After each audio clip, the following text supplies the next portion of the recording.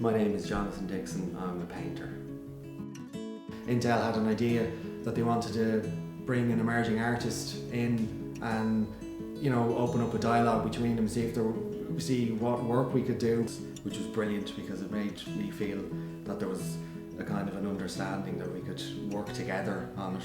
After discussing the whole idea with Intel, we settled on the idea of a portrait of Gordon Moore as the co-founder of Intel, and then 4 paintings depicting elemental ingredients in the production of microprocessors. So there's water, oxygen and silicon, and the last painting alludes to our closest possible habitable planet should Earth become uninhabitable. So it's kind of alluding to this, where we're going next with technology and where we're going to end up.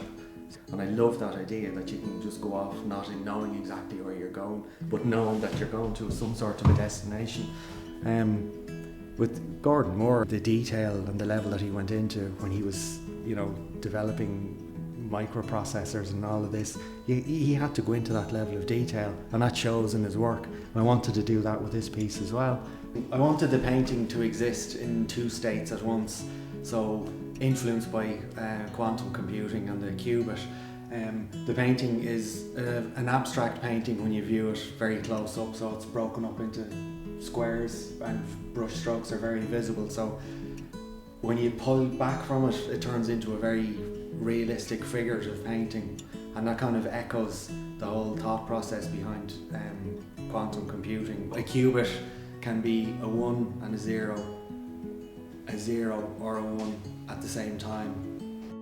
There's 9 individual panels in this painting, and then there's 4 individual paintings together, which makes up 13, and when the whole piece is assembled together, it makes up 14 rectangles, and 14 being the atomic number of silicon. So at every level of the process I was engaged with trying to get my head inside what it was like, what it's like to be working with computers and what Intel do and what they're about.